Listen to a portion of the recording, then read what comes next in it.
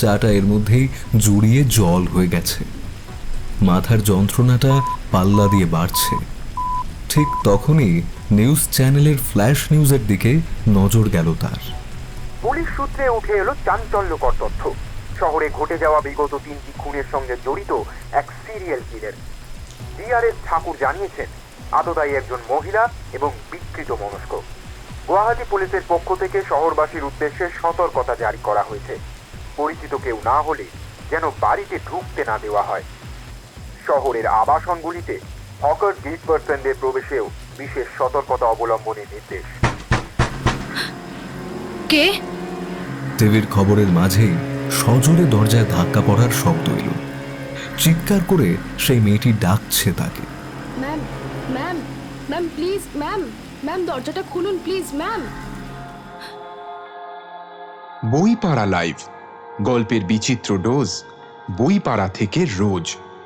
প্রতি শনিবার ঠিক রাত 8টায় আমরা থাকব আপনাদের সঙ্গে বইপাড়া থেকে সরাসরি। এই অনুষ্ঠানের যে কোনো অংশের যে কোনো রকম পাইরেসির বিরুদ্ধে উপযুক্ত আইনি ব্যবস্থা নেওয়া হবে। আজকে আমাদের বইপাড়া লাইভের নিবেদন সুশোভন রায় মিস্ত্রি রচিত ছোট গল্প may I come in ma'am.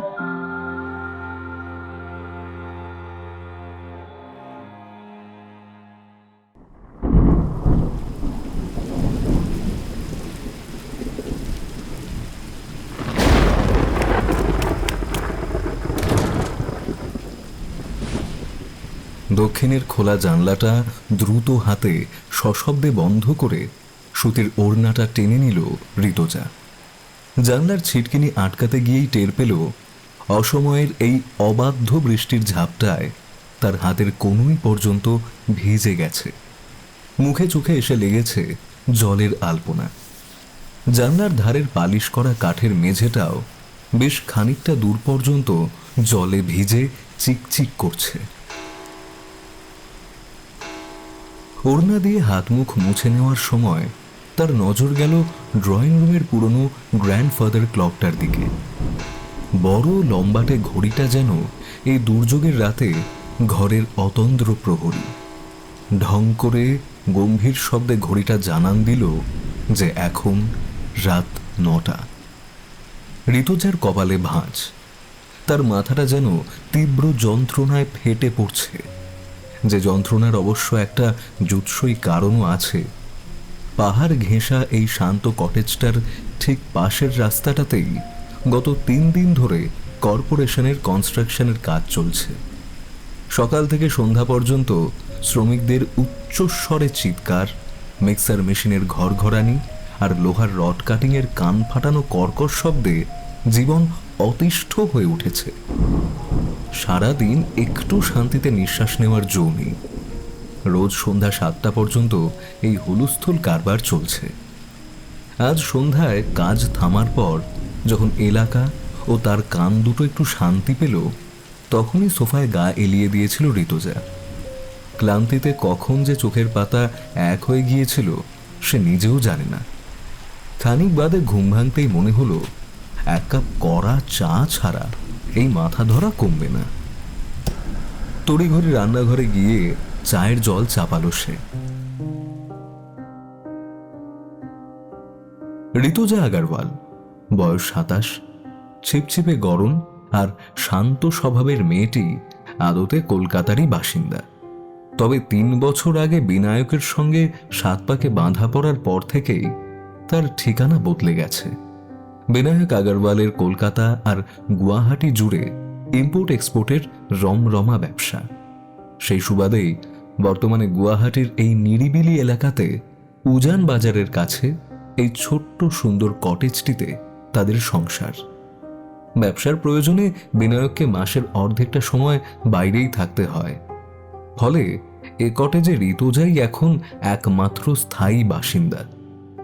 যদিও বিয়ের আগে ঋতুজা একেবারেই ঘরকুনো ছিল না। কলকাতার একটা নাম করা এমএনসিতে রিসেপশনিস্ট হিসেবে কাজ করত সে। বিয়ের পর গুয়াহাটির এই নিভৃত বাসে চলে আসায় চাকরিটা ছাড়তে বাধ্য হয়। এখন তার পৃথিবীটা এই 4 দেওয়ালের মধ্যেই সীমাবদ্ধ। এখন সকালে ঘর গোছানো টুকটাক রান্নাবান্না, সামনের বাগানে গাছের পরিচর্যা করার পর অনেকটা সময় হাতে অলসভাবে পড়ে থাকে। তখন ওর সঙ্গী হয় আলমারি ঠাসা বই আর পুরনো দিনের কিছু প্রিয় গান। চায়ের কাপে চামচ দিয়ে চিনি নাড়তে নাড়তে ড্রয়িং রুমে ফিরে এলো ঋতুজা। ধোঁয়া ওঠা লিকার চায়ে চুমুক দিয়ে ভাবল হয়তো থেইনের জাদুতে মাথার দপদপানিটা একটু থিতু হবে। বাইরে বৃষ্টির বেগ আরও বেড়েছে। বাইরে টিনের চালে বৃষ্টির শব্দটা ড্রামের মতো বাজছে। টিভিটা অন করে সবেমাত্র সোফায় বসতে যাবে, ঠিক তখনই ডোরবেলটা বেজে উঠল। এই অসময়ে এমন দুর্যোগে কে আসতে পারে? ঘড়ির কাঁটা 9টা পার করে গেছে। চায়ের কাপটা সাবধানে টি টেবিলে নামিয়ে রেখে সে ধীর পায়ে দরজার দিকে এগিয়ে গেল। আইহোল দিয়ে উঁকি দিল ঋতুজা। বাইরে বৃষ্টির ঝাপটার মধ্যে এক নারী মূর্তিকে দেখা যাচ্ছে। মুখটা আবছা, যতটা বোঝা যায় বয়স বড় জোর 25-26। মাথায় কোঁকড়ানো চুল, উচ্চতায় প্রায় ঋতুজার সমান। ঋতুজা নিজের স্মৃতি হাতড়ানোর চেষ্টা করল, কিন্তু এ মুখ সে আগে কখনো দেখেছে বলে মনে পড়ল না। অনলাইনে কি কিছু অর্ডার করেছিল সে?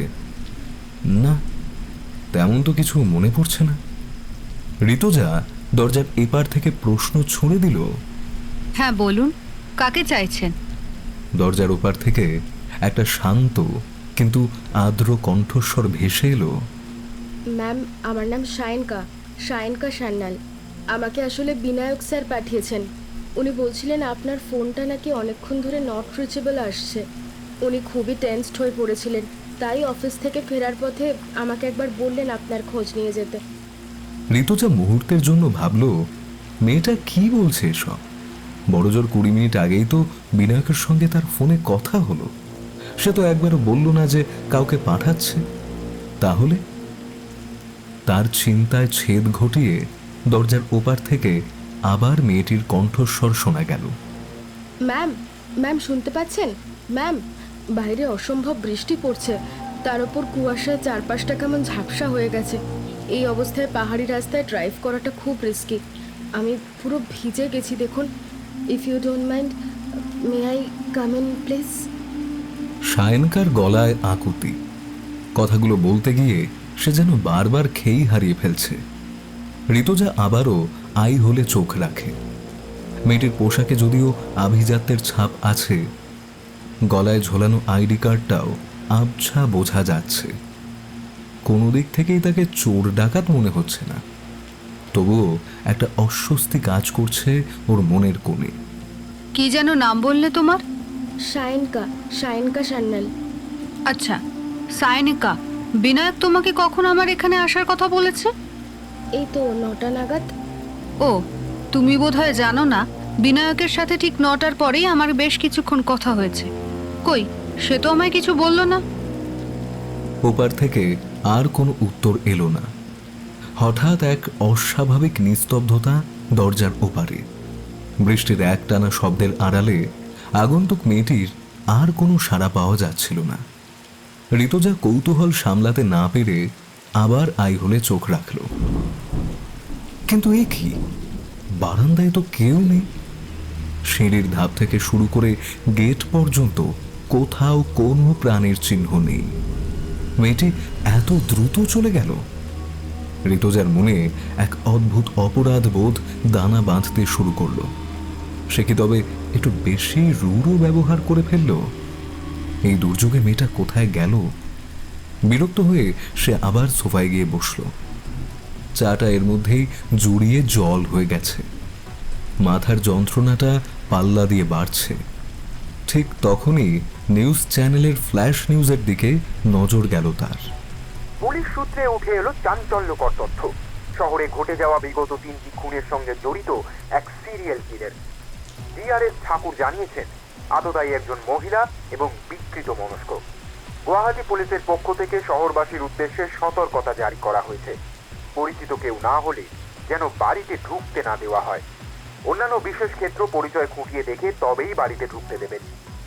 শহরের আবাসনগুলিতে হকার গেট পার্সনদের প্রবেশেও বিশেষ সতর্কতা অবলম্বনের নির্দেশ। কে? টিভির খবরের মাঝেই সজোরে দরজায় ধাক্কা পড়ার শব্দ এলো। চিৎকার করে সেই মেয়েটি ডাকছে তাকে। Ma'am, ma'am, ma'am please, ma'am, ma'am দরজাটা খুলুন প্লিজ, ম্যাম। ঋতুজার শির দাঁড়া দিয়ে একটা হিম শীতল স্রোত বয়ে গেল মুহূর্তে। দরজার আড়াল থেকে আবারও সেই তীক্ষ্ণ চিৎকার ভেসে এলো। মাথা ব্যথা, সিরিয়াল কিলারের আতঙ্ক এবং নিজস্ব চিন্তার মাঝে হঠাৎ এই আর্তনাদে রীতিমতো কেঁপে উঠেছে ঋতুজা। প্রাথমিক উৎকণ্ঠায় শরীর হিম হয়ে গেলেও পরক্ষণেই মাথায় চড়ে বসল প্রচণ্ড রাগ। কি হয়েছে? হঠাৎ কোথায় গিয়েছিলে তুমি? আসলে ম্যাম গাড়িটা লক করতে ভুলে গিয়েছিলাম, তাই ওটা দেখতেই নিচে গিয়েছিলাম। সেটা তো বলে যাবে, শুধু শুধু ভয় পাইয়ে দিলে। ম্যাম প্লিজ, ম্যাম দরজাটা খুলুন, বাইরে প্রচণ্ড ঠান্ডা। আমি আমি আমি আর সহ্য করতে পারছি না ম্যাম। ঋতুজা আর বিশেষ কিছু না ভেবেই দরজাটা খুলে দেয়।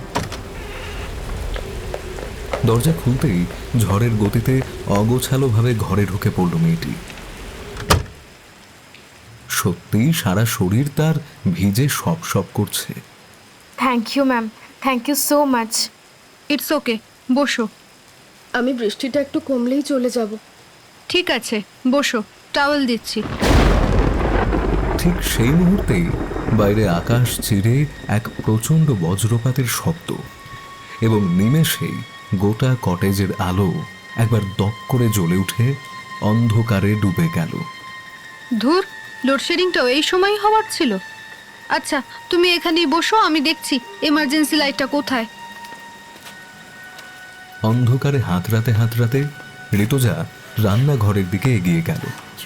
যাবার পথে সায়নকার দুবার হাঁচের শব্দ তার কানে এলো।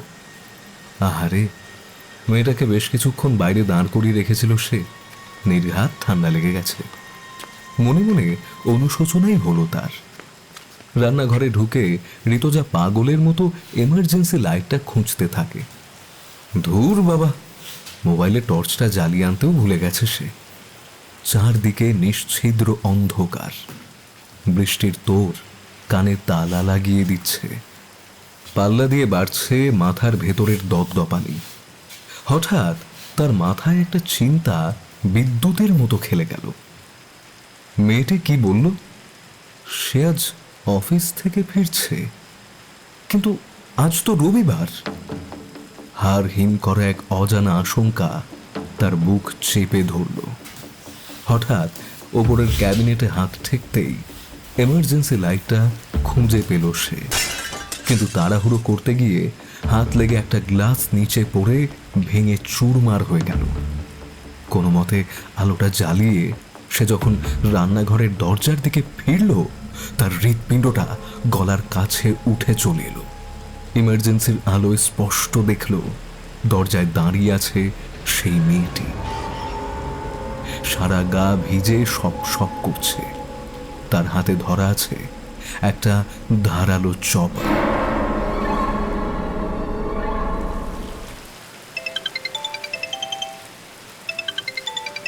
হঠাৎ ফোনে রিংটোন বেজে উঠল। ধরপড়িয়ে ঘুমটা ভেঙে গেল ঋতুজার। তাকিয়ে দেখল সে সোফাতেই ঘুমিয়ে পড়েছিল। ফোন করছে বিনায়ক। ঘোরের মধ্যেই কলটা রিসিভ করলো সে। এতক্ষণ কি তবে স্বপ্ন দেখছিল? হ্যালো, কি ব্যাপার, এতবার কল করছি, ঘুমোচ্ছিলে নাকি? হ্যাঁ মানে ওই চোখটা একটু লেগে এসেছিল। বলো। শরীর খারাপ করলো নাকি? গলাটা এমন অদ্ভুত শোনাচ্ছে কেন? না না, আমি ঠিক আছি, বলো।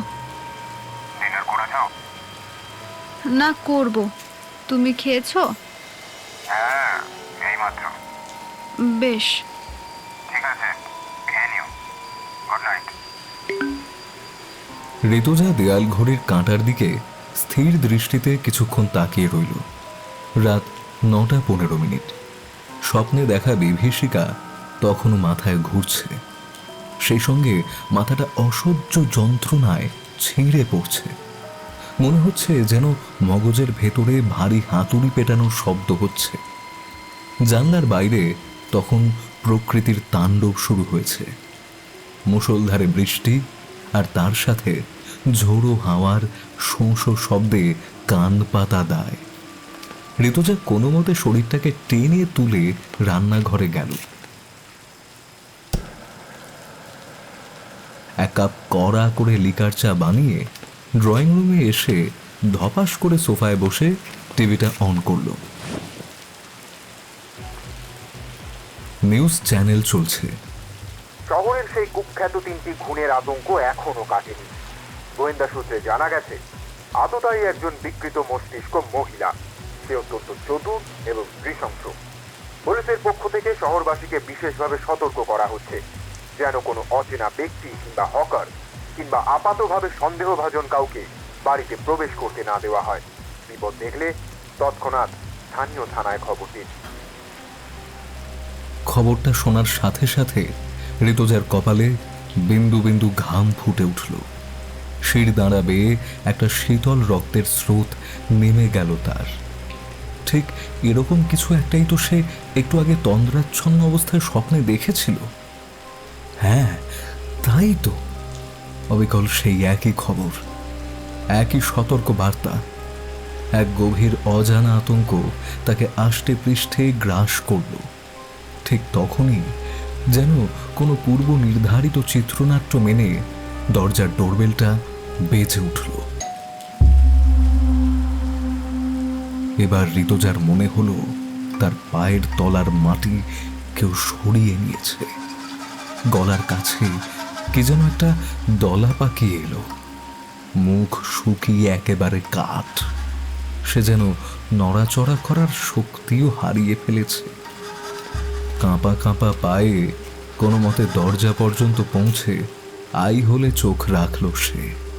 আর যা দেখল তাতে তার হৃদস্পন্দন এক মুহূর্তের জন্য থমকে থেকে কয়েকশো গুণ বেড়ে গেল মুহূর্তে।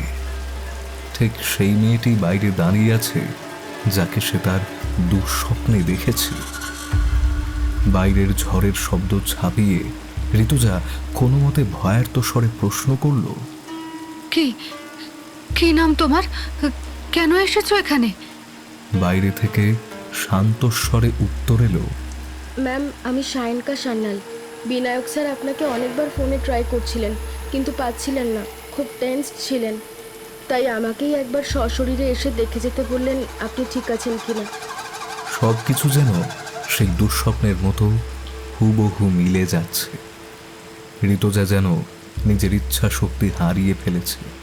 সে যেন কাঠের পুতুলের মতো অভিনয় করে চলছে পূর্ব নির্ধারিত এই চিত্রনাট্যে। মোহাচ্ছন্নের মতো সে ধীরে ধীরে দরজার লকটা খুলে দিল।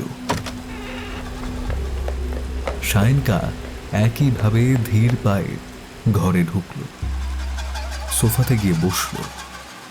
ঋতুজা তাকে আড়ষ্ট গলায় জিজ্ঞাসা করল, তোমাদের কি রবিবারও অফিস খোলা থাকে? আজ তো ছুটির দিন।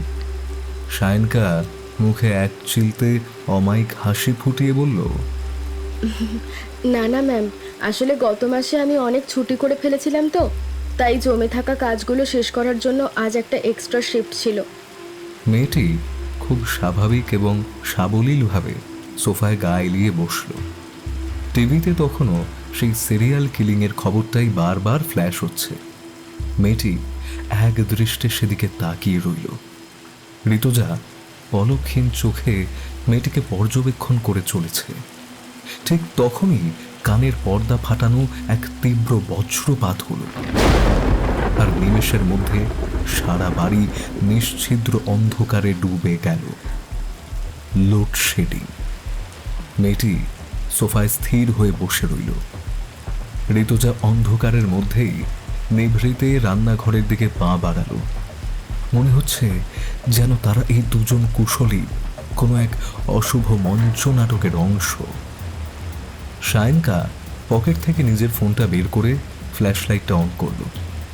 ড্রয়িং রুমে ঋতুজাকে দেখতে না পেয়ে সে কিছুটা অবাক হয়েছে।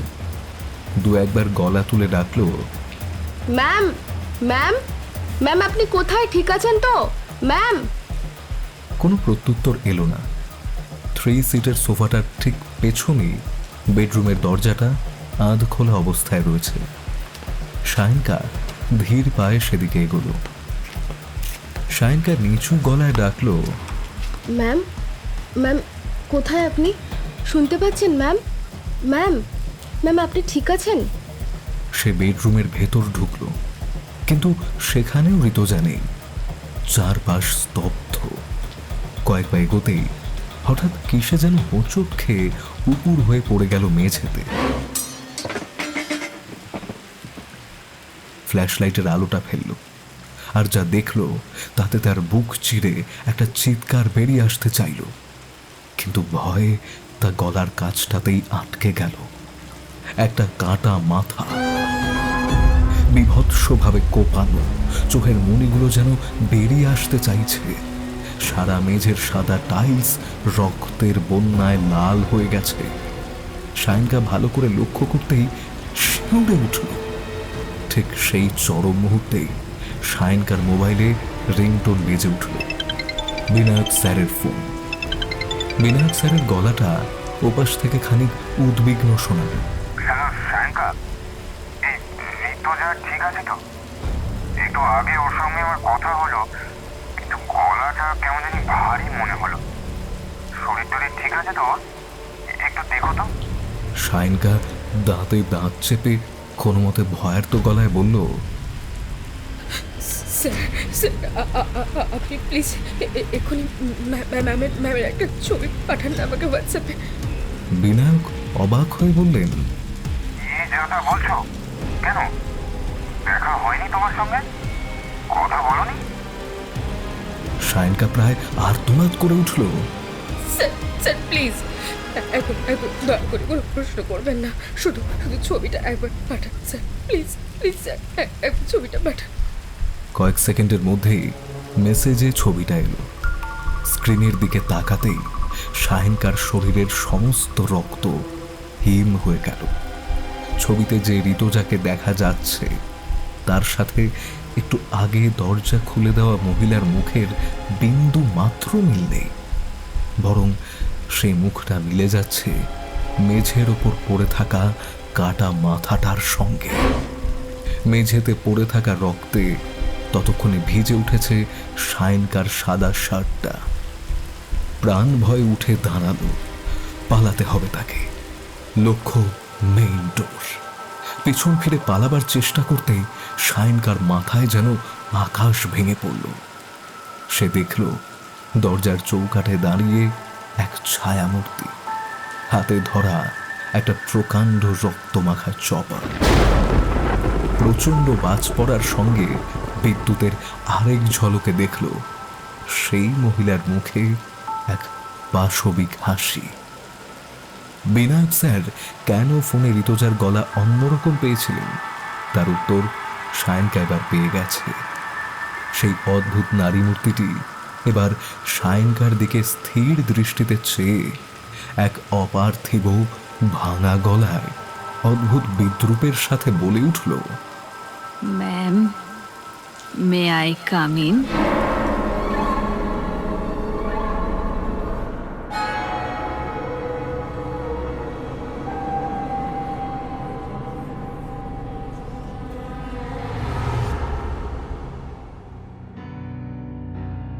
শুনছিলেন সুশোভন রায় মিস্ত্রি রচিত ছোট গল্প may I come in ma'am. গল্প পাঠে অভিক, ঋতুজার ভূমিকায় দুর্বা, সায়নকার ভূমিকায় বর্ণালী, অন্যান্য চরিত্রে সৌম্যদীপ, শব্দগ্রহণ, আবহ সঙ্গীত এবং স্পেশাল এফেক্টসে সুজয়, প্রচার অলঙ্করণ অভিষেক, পর্ব পরিচালনায় সুশোভন, সমগ্র পরিকল্পনা এবং পরিচালনায় অভিষেক চ্যাটার্জি। সুশোভন রায় মিস্ত্রির জন্ম নিউ ব্যারাকপুরে, বেড়ে ওঠা মফস্বলেই। পেশায় চিকিৎসক এই তরুণ লেখকের লেখালেখিতে হাতেখড়ি স্কুল জীবন থেকে হলেও প্রথম একক গ্রন্থ মেয়েটি সব জানত প্রকাশ পায় বিন্দু বিসর্গ পাবলিশার্সের হাত ধরে 2025 সালে। আজকের মতন বই পাড়াতে লাইভ এখানেই শেষ। আগামী সপ্তাহে আবারও আমরা হাজির হব এক নতুন গল্প নিয়ে। বইপাড়ার সদস্য হন এবং সবার সাথে শেয়ার করুন, ভালোবেসে লাইক করুন, সাবস্ক্রাইব করুন এবং আগাম নোটিফিকেশনের জন্য পাশে থাকা বেল আইকনটি প্রেস করতে ভুলবেন না। আবারও দেখা হবে আগামী সপ্তাহে বইপাড়া লাইভে। বইপাড়া লাইভ, গল্পের বিচিত্র ডোজ, বইপাড়া থেকে রোজ। শুভরাত্রি।